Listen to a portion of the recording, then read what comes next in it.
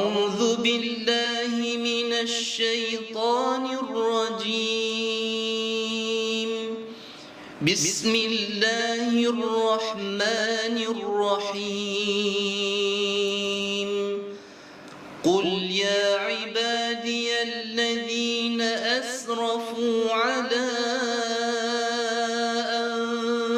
أنفسهم لا تقنطوا من رحمة الله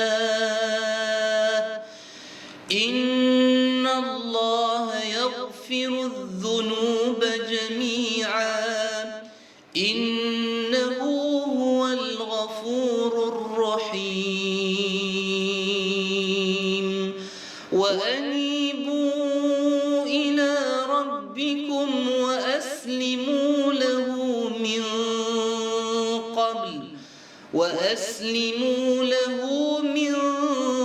قبل أن يأتيكم العذاب ثم لا تنصرون. واتبعوا أحسن ما أنزل إليكم من ربكم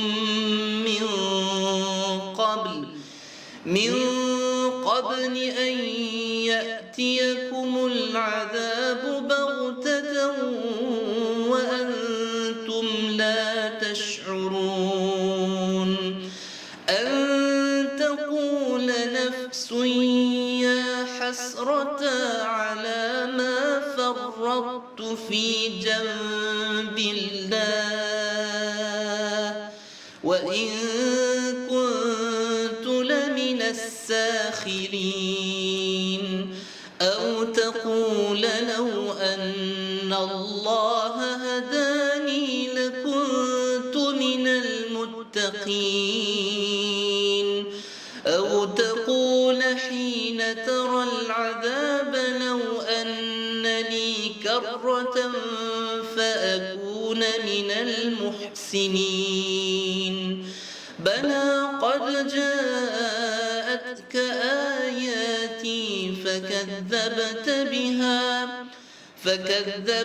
بها واستكبرت وكنت من الكافرين. صدق الله العظيم.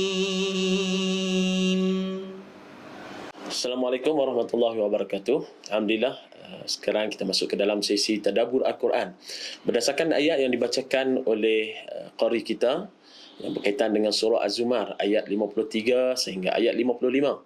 Saya memetik satu daripada ayat 53 dalam surah Az-Zumar yang menyatakan qul ya ibadiyalladzina asrafu ala anfusihim la taqnatu min rahmatillah innallaha yaghfiruz dzunuba jami'a innahu huwal ghafurur rahim. Yang bermaksud, katakanlah, hai hamba-hambaku yang melampaui batas terhadap diri mereka sendiri, janganlah kamu berputus asa dari rahmat Allah. Sesungguhnya Allah Maha mengampuni dosa-dosa semuanya. Sesungguhnya Allah SWT yang Maha mengampun lagi Maha penyayang. Daripada ayat di atas kita memahami bahawasanya Allah SWT itu bersifat dengan sifat rahmat yang luas, bersifat dengan sifat yang Maha pengampun. Maka bagi mereka yang telah melakukan dosa kepada Allah SWT, melakukan sebarang maksiat kepada Allah SWT, maka Allah SWT membuka ruang yang lebih besar untuk mereka bertaubat dan mendapat kerahmatan dan keampunan daripada Allah SWT. Ayat tersebut juga dikuatkan daripada hadis baginda Nabi SAW yang diriwayatkan oleh Sayyidina Anas bin Malik radhiyallahu taala anhu. Qala sami'tu Rasulullah sallallahu alaihi wasallam.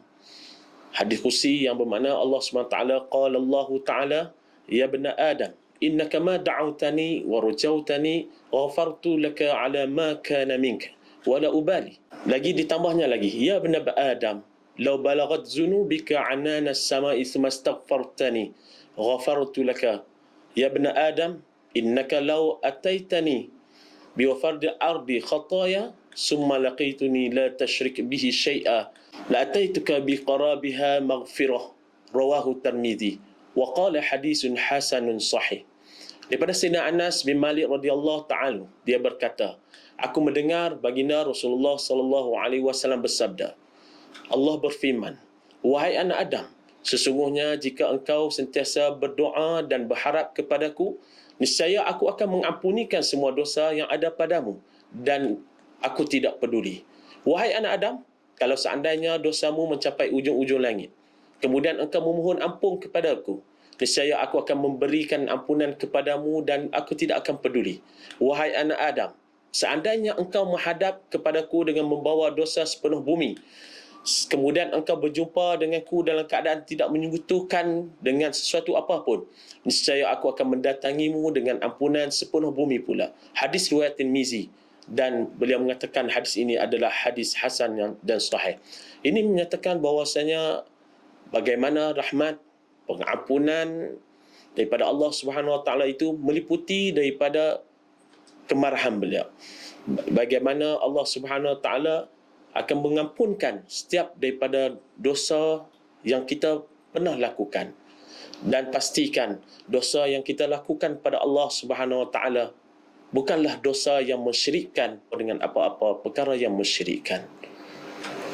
Sekian, wabillahi taufiq wa hidayah. Assalamualaikum warahmatullahi wabarakatuh.